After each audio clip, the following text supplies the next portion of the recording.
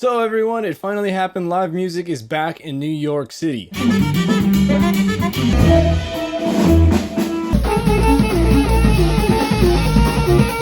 So ever since March of 2020, live music has stopped in New York City because of the coronavirus, and it did not return until about a month or two ago, in I think April of 2021. And some live music was still happening, but it was only allowed to be incidental music, meaning like background music behind like a restaurant or something like that. But live shows officially stopped. And the city that never sleeps, the city with so much music, the city that I moved to because of all the live music, could not have music for a year. So as I'm starting to go back to shows and seeing some live music, I figured today I'd talk a little bit about why that's important as a music. Hey, what's going on everyone? This is Nick. If you're new here, I'm a Brooklyn-based musician, and today I'm going to be talking about why live music is important as a musician. So for a little bit of background on me, I first visited New York in 2016, and I went to live music every single night. I was here for about 6 days, and I probably saw like 20 shows or something like that. I was just kind of all over the place. I saved up for like a year and spent all my money on cover charges. And then I came back and did exactly the same thing in 2017, and I came for like 10 days, and we saw so much live music. And that is sort of what drew me into the city. That's sort of why I was like, I need to be in this music scene because there's so much music happening in the city. Naturally, when everything stopped, I was pretty devastated, but now things are coming back. Now, this video is going to be broken down into two separate parts. I'm going to first talk about why it's good as a listener, and then I'm going to be talking about why it's good as a performer. So without further ado, let's jump into it. So as a listener, one of the most important things is soaking up a vocabulary. Now in music, every single genre has a vocabulary and sort of a language to that. If,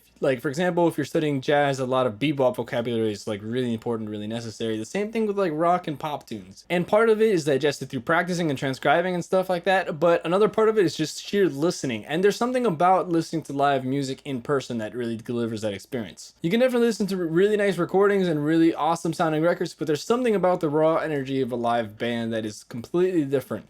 It's sort of indescribable, but the energy in the room is so different than if you're, for example, just listening to a record on TV. And another aspect of live music that's different from recording is that there's not as many distractions. You're right in front of the band and you're listening uninterrupted for about an hour or so, really giving your attention to the band and sort of absorbing in the energy of the room. I want all of you to leave a comment and talk about how often you sit on your couch or sit anywhere in your listening space and listen to a record uninterrupted, no phone, like everything just kind of absorbing the music and really focusing on the music. Chances are though, since we're at home with all these distractions, you're not getting as much of an attentive listening session as you would be if you were in a live situation. And also as a listener, it really helps you define your own tastes. You know, when you go see a band, you get to see, what do I like about this? What do I don't like about this? Julian Lage once in a video said it's really important to talk about the things you don't like in a performance as much as the things you do like in a performance, because it sort of defines your taste. Like for example, if I went to go see a band and the guitar player was doing something that I really did not enjoy, I don't have to sit there and criticize them or judge them or be really mean to them, but I can say, okay, I don't like that actually. I'm not going to include that in playing, and it kind of tells you what not to play. And as a part of finding your voice, I think you really have to define the things that you don't want your voice to be in order to find what you really want to do. And your voice will come from all the things that you do like to play. It also kind of serves as a filter when you're playing and you're like recording yourself and listening to yourself, being like, what can I take out from here? It gives you sort of that skill and the taste making kind of thing that will enhance your playing and really give you some kind of unique voice. And it also leaves you inspired. You know, sometimes I would go out to really kill and show, and then I was like, oh man, I want to go practice. And then I would go practice at like midnight or something like that. And you know, like most human beings might not do that if they weren't in that situation. So like, I'm really grateful for that, and it really has helped me in my musical journey a lot. And now we get to the performance aspect of it. So as much as I've gotten out of watching live shows, I've gotten so much out of performing live shows. Not even just in the musical sense, but in the music business sense, like how to get people out, how to interact with people, how to feed off of a crowd, how to read the room. You know, there's a lot of like personal aspects, but we're not going to really focus on that today.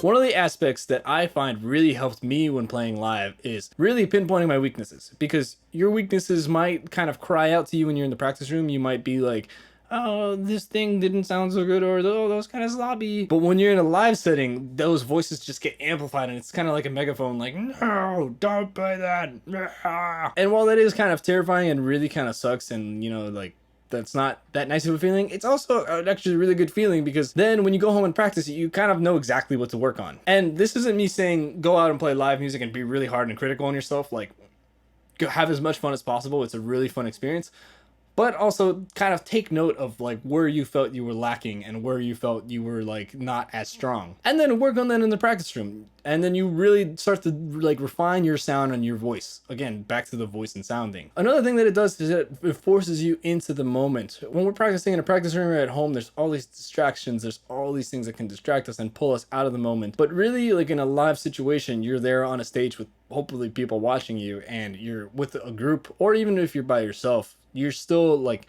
in that moment, and you're really concentrating on making the best sounds possible. And really, and at least for me, I'm like really trying to explore new sounds and like kind of break some kind of sonic barrier and like find new musical avenues. I don't know, but anyway, it really pulls you into this thing happening, and you're sort of part of like something greater, I guess. Like you're in the sort of like big happening and like music making, which is a really great experience. And then the most important point is interacting with the group. Now, with the era of iRealB, backing tracks, play-alongs, drum grooves, Drum Genius, all this stuff, there's a lot of really cool resources and a lot of ways for people to play at home. And I really love that, because now music is more accessible to anyone. Even if you're like in a very small town and you don't have many musicians around, you can still play with someone. But one sort of downside into that is your music sort of starts to become a little self-centered. And by that, I mean, you're focusing on what you're going to play. I'm going to play my super killing licks. I'm going to play all this cool stuff. Oh, I'm going to play this super killing like augmented scale going into harmonic major, and I'm going to play my major 7 flat 6 over this chord. But what that sort of does is it kind of cuts you off from the world. And when you're in a live band situation, like you have a drummer or you have a bass player or you have some other instrument, and like you have this opportunity to make music with another human being, and it forces you to sort of connect with them. And that sort of thing is what makes the best music, in my opinion. All of my favorite groups have like a super nice interaction. They really solid together and they really gel together. A good example of that is like the Bill Evans trio, for example. You have Bill Evans playing these beautiful melodies, and Scott LaFaro is like playing these insane counterlines that are improvised, and you have Paul Motion, who's super interactive and feels time in a really cool way. And the culmination of all those sounds is like what makes the Bill Evans trio sound great, which is not something that you get out of iRealB, because there's not really any interaction. It's like a machine. It doesn't really speak back to you.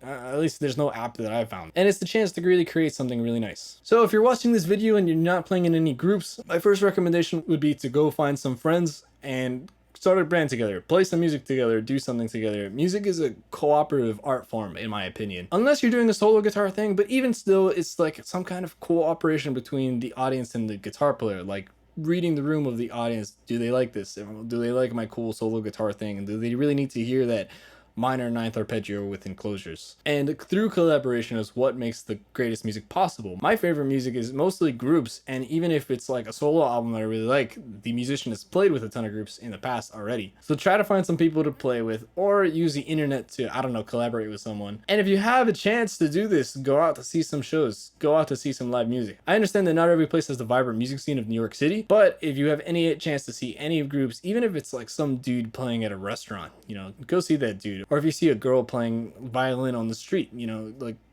go witness that and interact with that. And if you want to write music, or you're already writing music and you're just kind of shy about presenting this, you might want to check out my video on the spotlight effect, where I talk about what that is and why you should write and release music as a musician. So that's about all I have for you today. Thank you so much for sticking all the way to the end. If you've enjoyed this, please like and subscribe. I'll see you in the next video. Take care.